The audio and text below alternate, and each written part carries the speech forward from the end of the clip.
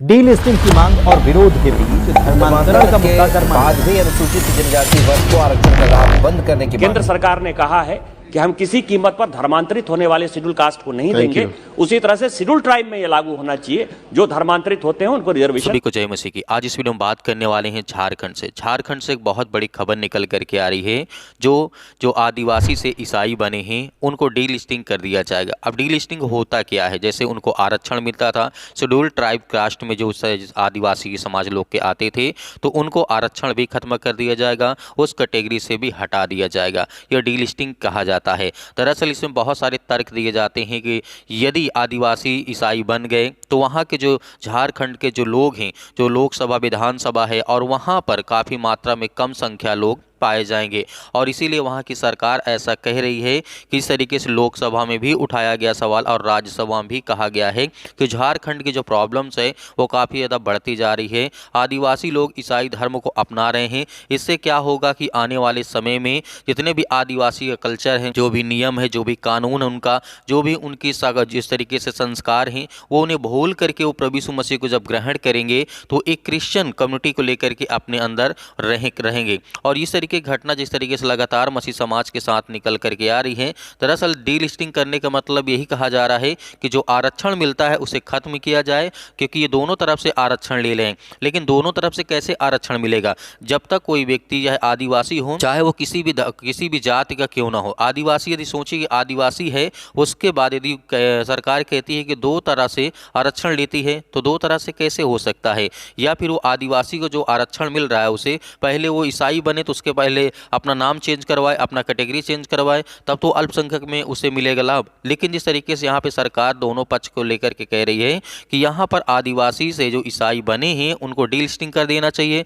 उनके हर प्रकार के जो शेड्यूल ट्राइब कास्ट के जो दिया जाता है आरक्षण उसे खत्म कर देना चाहिए। तो आइए मैं आपको दिखाना चाहता हूँ पहला समर्थन जो वो लोग करते हैं जो डीलिस्टिंग का सपोर्ट करते हैं। का अधिकार देता है, हम उस पर नहीं बोलेंगे, लेकिन मेरा उन लोगों से भी कहना है, खास करके ईसाई लोगों से, हमारे जनजाति बहुल क्षेत्र में, आदिवासी बहुल क्षेत्र में, 5वीं अनुसूचित क्षेत्र में आपने पादरी को लगा करके चंगाई सभा करा करके धर्मांतरण करा रहे हैं, तो मैं उसका विरोध करता हूं।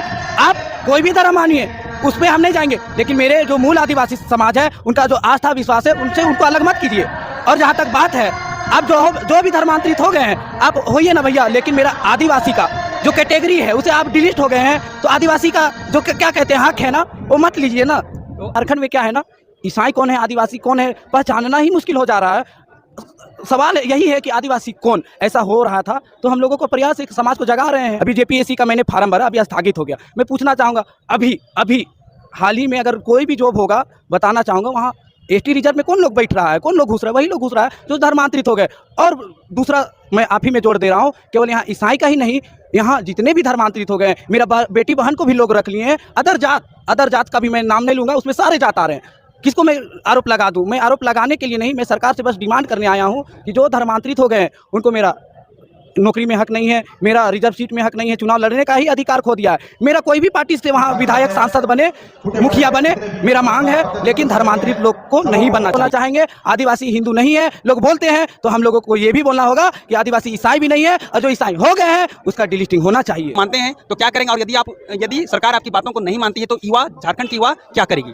देखिए, मैं कहना चाहूँगा कि केंद्र सरकार, जहाँ तक बात है केंद्र सरकार, ये वाकई में केंद्र का ही मामला है। और जहाँ तक आज रैली हुई, ये सरकार क्या सोचता है उसी को जो है उसका विचार को जानने के लिए ही हम लोगों ने रैली जो है किए हैं। और मैं कहना चाहूँगा कि आने वाले समय में चाहे केंद्र सरकार में कोई भी पार्टी बैठे, लेकिन हमको उम्मीद है कि भारत में पहली बार आदिवासी राष्ट्रपति बनी है, पर पहली बार आज़ादी के 75 वर्ष में। तो मेरा उम्मीद है केंद्र सरकार से ज़्यादा राष्ट्रपति से कि अविलंब, मेरा कस्टोडियन वही है, संविधान का रक्षा वही कर सकती है। तो मेरा डिमांड है केंद्र सरकार से भी, राष्ट्रपति से भी, और जितने भी आदिवासी मुख्यमंत्री हैं, विधायक हैं, सांसद हैं, सभी से मैं आह्वान करता हूं कि भैया, आदिवासी का धर्म कोर्ट का विषय तो चल ही रहा है, लेकिन महत्वपूर्ण जब आदिवासी ही नहीं रहेगा तो कोर्ट किसके लिए मांगिएगा?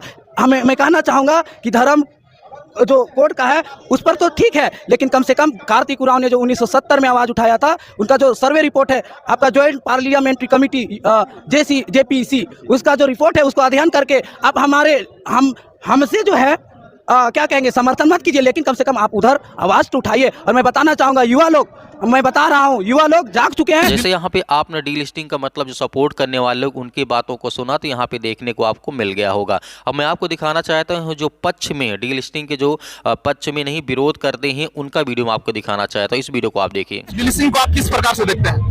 अरे ऐसा तो कुछ नहीं है, मतलब पता नहीं क्यों ऐसे। कुछ नहीं है, नहीं डीलिस्टिंग होगा तो आपको डीलिस्टिंग किया जाएगा। आप तो आदिवासी भाई है ना, आदिवासी से क्रिश्चियन आए हुए हैं, तो आपका आरक्षण अभी क्रिश्चियन में भी थे जब ले रहे थे, अभी भी ले रहे हैं, तो आपको पूरा आरक्षण से समाप्त कर दिया जाएगा। हाँ तो स्टिल तो क्रिश्चियन में है तो माइनॉरिटी में है तो मेरे को आरक्षण तो मिलेगा ही ना। और रही बात कि आदिवासी से होके जस्ट बिकॉज हम क्रिश्चियन में आए हैं तो रिजर्वेशन के लिए हम वापस से आदिवासी चले जाए तो वो ऐसा होगा नहीं। मतलब डीलिस्टिंग होगा भी तो आप आदिवासी में रिटर्न नहीं आएंगे? अच्छा, बिल्कुल भी नहीं। अच्छा, मतलब डीलिस्टिंग होगा तो भी आप आदिवासी से रिटर्न नहीं आएंगे, आपका कहना है? नहीं, आदिवासी तो मैं हूँ ही, मैं मान की हूँ, आदिवासी तो हूँ, मैं खून में मतलब आदिवासी है। तो लाइक क्रिश्चियनिटी क्या है? क्रिश्चियनिटी मतलब मैंने यीशु मसीह को स्वीकार किया अपने उद्धारकर्ता के रूप में, तो मैं क्रिश्चियन हुई। तो लाइक अब ये क्या डीलिस्टिंग कर रहे हैं? डीलिस्टिंग का मतलब है कि आपको जो आरक्षण मांग रहा है, आप दोनों तरफ से आरक्षण ले रहे हैं। एक क्रिश्चियनिटी तरफ से भी ले रहे हैं और एक अभी आदिवासी का आरक्षण है उधर से भी आप ले रहे हैं, दोनों तरफ से। तो आपका एक ही तरफ से दिया जाएगा। क्रिश्चियन से जो मिलेगा आरक्षण वही आरक्षण आपका रहेगा, आदिवासी से जो आरक्षण मिलता है वो वाला आपका हट जाएगा। तो आपका सरकार का इस ये को डीलिस्टिंग को किस प्रकार से आप देखते हैं? अरे आदिवासी मतलब उनके अकॉर्डिंग, मतलब आदिवासी कौन है? जो ओरिजिनली यहाँ के इंडिजिनियस लोग हैं वो तो हम ऑलरेडी है ना। लेकिन क्रिश्चियन कब हुए? जब हम यीशु मसीह को उद्धारकर्ता के रूप में स्वीकार किए, तो आदिवासी क्रिश्चियन जस्ट। और ये लोग क्या बोले, आपका आरक्षण पूरा हटेगा, डीलिस्टिंग होंगे आप? दिक्कत नहीं है, कोई दिक्कत नहीं है, कोई दिक्कत नहीं है, कोई दिक्कत नहीं है। चलिए अच्छी बात है, इनको डीलिस्टिंग से कोई प्रॉब्लम नहीं है। डीलिस्टिंग होना चाहिए कि नहीं होना चाहिए? नहीं होना चाहिए, नहीं होना चाहिए। इनका कहना है कि डीलिस्टिंग नहीं होना बिल्कुल भी नहीं होना चाहिए, क्योंकि at the end of the day हम स्टिल एक आदिवासी है। आदिवासी है, आदिवासी क्योंकि मेरा टाइटल मान की है। आदिवासी में जो थे और क्रिश्चियनिटी में क्या अंतर है?